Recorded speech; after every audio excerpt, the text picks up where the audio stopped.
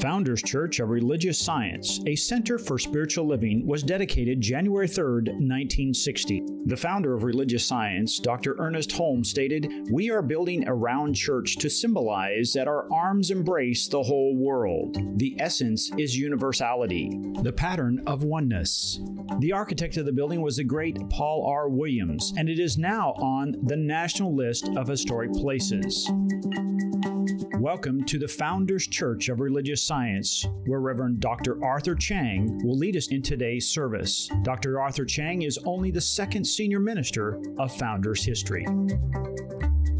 Friends, this program is brought to you by the generous support of people like you. Founders Church of Religious Science, a center for spiritual living in Los Angeles, is committed to providing you with inspirational messages daily and weekly to enhance your spiritual journey into your best possible life. To become a supporter, please visit our website or click the link on this page to inform you on how to make your gift. We thank you.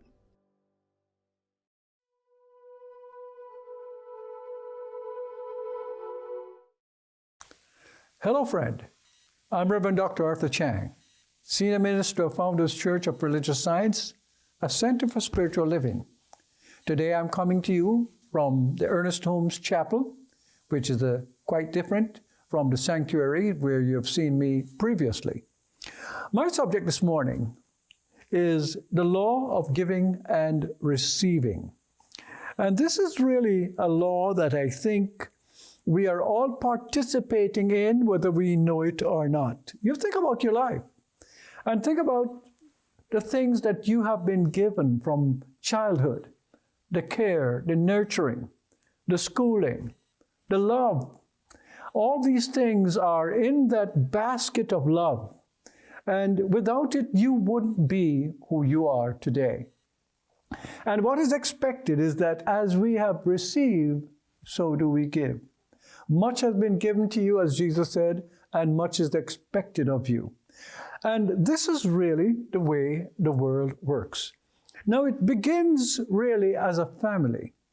But the idea is the modeling that happens in a family is not to remain in the family.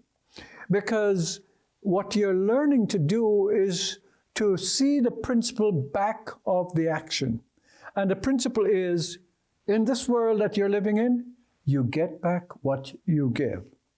So, as we look at our world, we must see the world relationally, because what we are expecting from the group of loved ones is really the first pebble that has dropped in the pond of consciousness that must radiate outward and be inclusive of all people. Many of us come to religion in a very cultural way, in a very fixed way, in a way that says, my way is the only way, and my people are the only people who are going to heaven, as they might say. I was very pleased recently when the Pope of Rome declared that all religions are going to the same place. They just have different ways of doing it. Of course, some of us have known that a long time ago. And what we really want to understand is that we should not confuse cultural differences with the great intention. And the great intention is for us to experience this something that is beyond words. Words cannot reach it. As Heinrich Zimmer says, the best things cannot be told. The second best things are always misunderstood. And the third best things are what we talk about. And so we're here in a place talking about the third best things. But where we are too, we can understand God as principle and God as presence. And those of us who have taken a further step to move more mystically, which means to move into the undifferentiated oneness of spirit, realizes that we're all one. We're coming from the same source. And Jesus was right when he says, "Our Father, which art in heaven." And heaven shouldn't be seen as some place in the sky. That's the way ancient people saw it. It must be seen as the innermost aspect of being, the innermost sense of who you are and what the universe is. And this is where we're all coming from. A consciousness, which is God, greater than we are, that is lovingly putting us here for our great adventure. So, as we move along, we will come upon those teachings, do unto others as you would have them do unto you. We really need to understand what that is. That is part of the love dimension. That is part of how you come to give and receive, because we all have received from each other. Today you get up and you had your coffee, perhaps, and you had your toast and your eggs or whatever it is that you have for breakfast. And then you'll go for lunch and dinner, and you didn't provide yourself with all that you have. You put clothes on, you've taken transportation. It's all because everyone is participating in the giving. And sometimes we get confused because we break it down only on money value and say, well, this person should earn more than that. That's always going to be the case in the world. But what we should see is that all things are working for good for those who love God. And this is what the idea of giving and receiving is. Many of us would like to change the world because we do not believe that some things work as well as they should. And many of us do not realize that the business of changing the world begins with you. The world cannot change unless you yourself are willing to be that change, and you change from the inside. It reminds me of Rumi's poem about knocking, on the door. It opens. I've been knocking from the inside. We're all already inside God. We're all already inside that spirit of life, that consciousness. And we must begin to act with a sense that our giving is really the gift that we have, who we are, our personality, the things we develop as our strength, the talents that we develop and share. That is really what it is about. In a statement by Jesus, he says, if you abide in my word, you are my disciples indeed. You shall know the truth, and the truth shall make you free. And when you see abide in my word, it's the principle of truth, the principle of love. That's what the word is. And when Jesus refers to himself, if you abide in my, whatever the value is, you must realize that he's speaking from the center of spirit. And so you can also speak the truth and say, if you abide in my word. But what is this abiding? Abiding also means imbibing. It means to embody.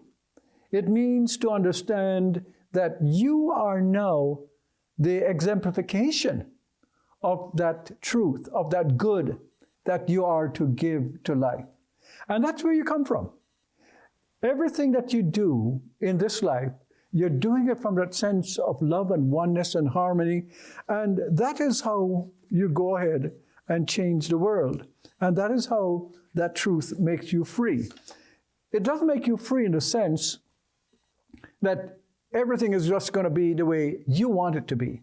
But it makes it true in the sense that you begin to find that despite the appearances of things, despite the good and bad and the right and wrong in the world, that you have found a track that is moving you into harmony and love and allowing you to see that what you used to call faults in life are now opportunities for you to do more good, for you to do what you can.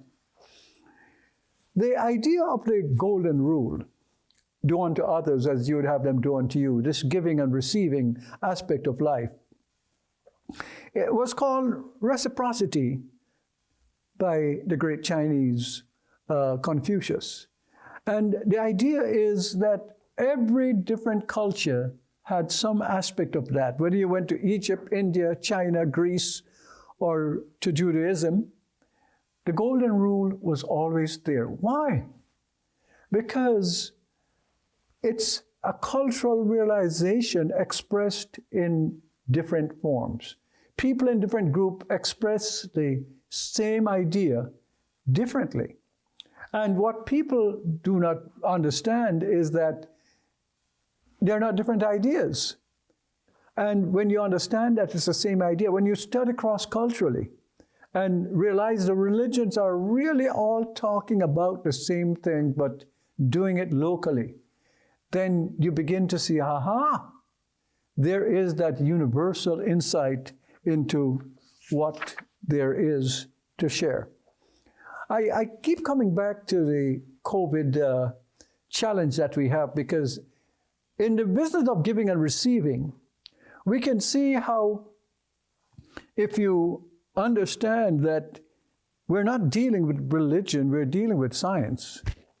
And the science says that we can wear masks and social distance even before the vaccine is there, that what you're doing by doing that is not protesting your freedom or lack of freedom. There is no such thing as freedom without responsibility. And responsibility is not just that you're responsible for what you do, you're responsible for how you are impacting others. And if I am really someone who loves other people, and I understand that in behaving in a particular way, it will help other people to be healthy and survive this tragic virus, then that in itself will make a difference to this business of giving and receiving. I will do giving and receiving not so much as, gee, there's a rule in my religion or in my church about how to behave. I'll do it because it's the right thing to do.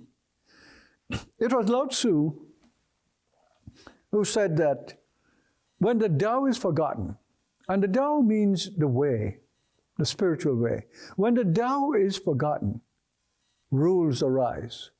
So you see all these rules that we have? We make these rules because people do not take the time for deeper reflection on what their relationship is to all this life. And when they do not reflect, they cannot spontaneously be gifted with the insight of knowing how to behave in certain ways. And so, for those people, we have to make rules. And unfortunately, what I call those people are mostly all the people. So this is what we expect from our spiritual leaders, for them to give us the insight into the fact that in this law of giving and receiving, it is a matter of accepting the responsibility. I also talk about the story of Eden, Adam and Eve, and the matter of eating of the fruit of the tree of knowledge of good and evil. And the knee-jerk reaction is to say, oh, that's original sin. And that's how sin came in the world. And now we have to all pay for that sin. The myth of Genesis is not really referring to that at all. When you reflect more deeply on it, you realize that what is happening is that when you come to the age of awareness of choice making, then you have to move out of the garden. Just like a child moves out of his parental home when they come to a place where the parent is saying, well, you're disobedient to me. But what is this disobedience about? It's about coming into an acceptance of the responsibility to make decision. Now, it's true we, at that stage, are likely to make decisions about life without really feeling the responsibility. But once you move out of the parental home, you realize that, yes, you can't break into somebody's house and take what you want. You'll end up in jail. Or, even more seriously, somebody might do you in. So the idea is that life is about learning how to make decision and make good decisions, but also taking on the responsibility for them. And so there is a price to be paid for making poor decisions and bad decisions. And this is part of our spiritual knowledge of how that the world that we live in is relational.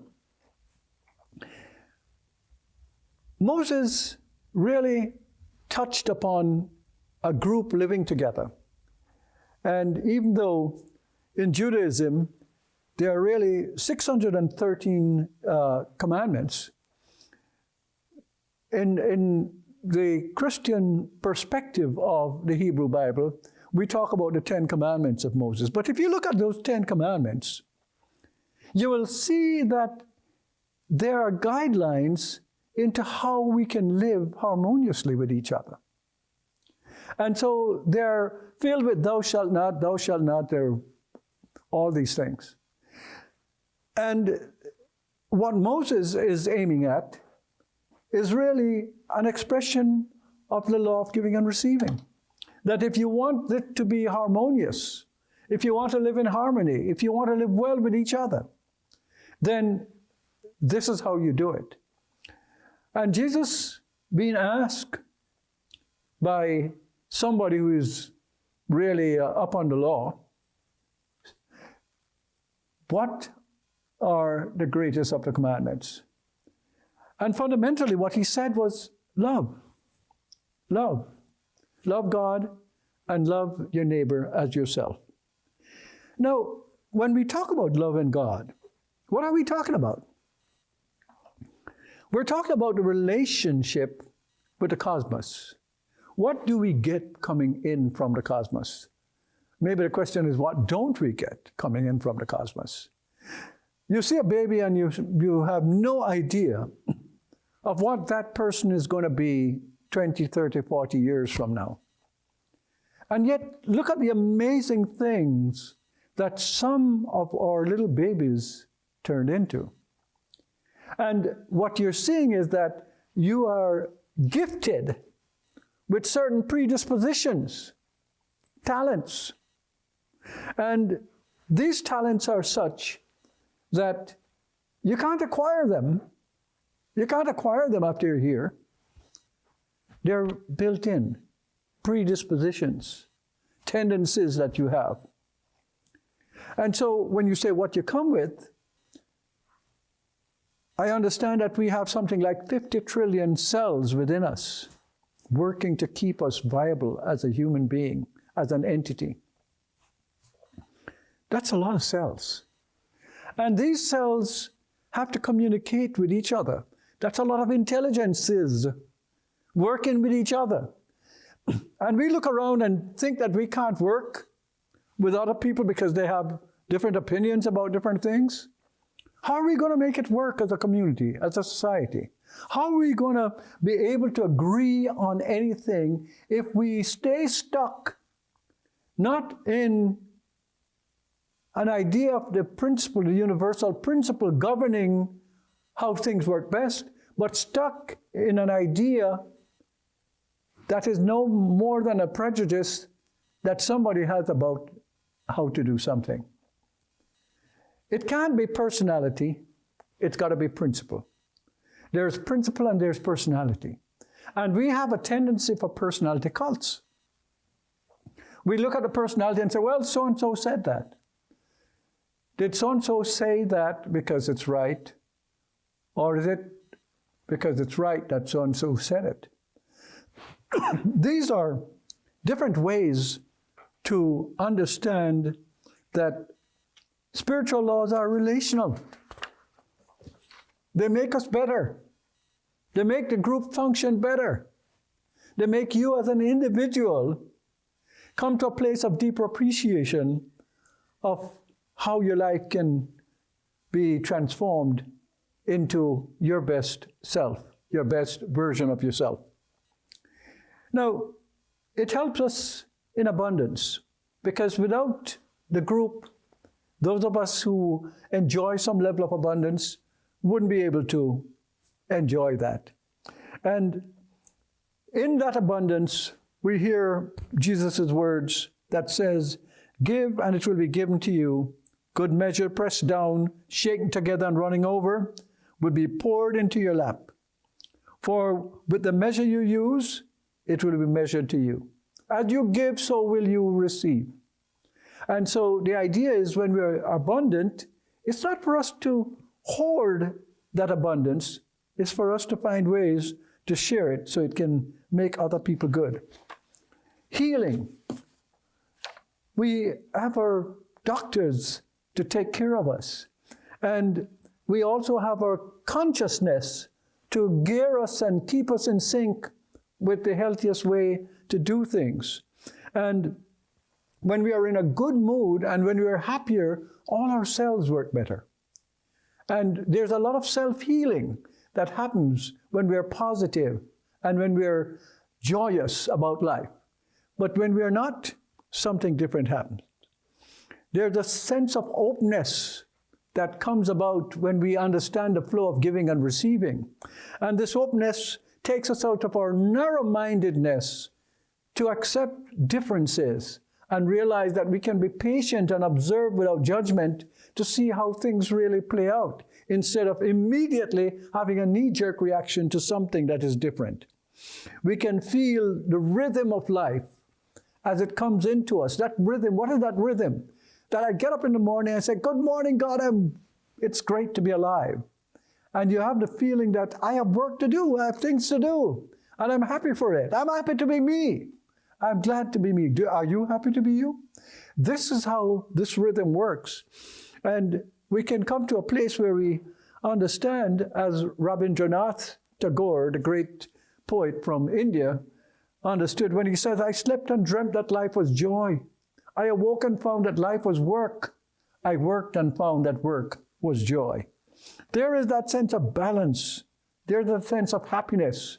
There's that sense that Thich Nhat Hanh, the great Buddhist priest, says, "A lotus flower for you, a Buddha to be."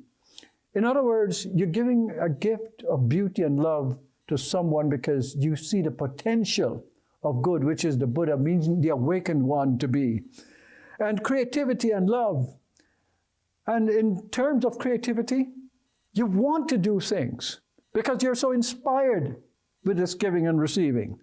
And in terms of love, as St. Augustine said, "Love God and do whatever you please."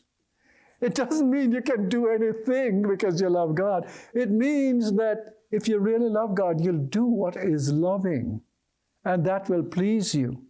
And so, my friends, this is a fabulous way to recognize that you live in this world of giving and receiving. That's the law. If you really want to receive, you should give. But the interesting thing is, you cannot initiate receiving without stealing, but you can initiate receiving by giving. So come to a place where you understand that my life is about how can I give more of myself to this life. And the funny thing is, you won't have to worry about receiving because the law of circulation, the law of giving and receiving are complementary, and whatever you put out shall come back to you. So, my friends, give and prove the law and watch how your abundance in every area of your life expands. God bless you all.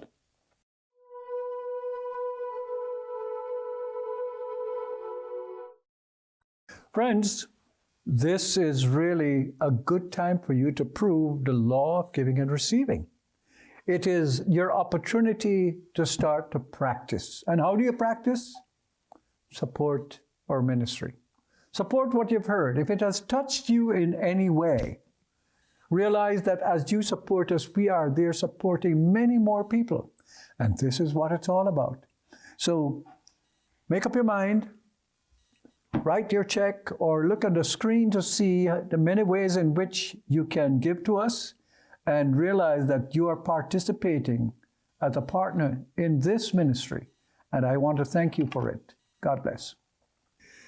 Let us turn within right now, feeling that presence of God right where we are, how good it is. to know that we are standing on the holy ground of the consciousness of giving and receiving. It is the enlightenment of life that we feel the satisfaction as we bring forth what is in us. As Jesus said, if you do not bring out what is inside of you, it shall destroy you. But if you bring out what is inside of you, it shall save you. And so we come to a place where we understand that we are bringing out what is inside of us. And this bringing out is the attitude of love, of giving, of supporting, of making sure that we have initiated that flow of good by giving first and realizing that it will return to us abundantly. I bless you in all ways, realizing that as you accept that you're giving, all that you need is also being supplied to you. And I give thanks for this now, and so it is. Thank you for sharing this time. Peace.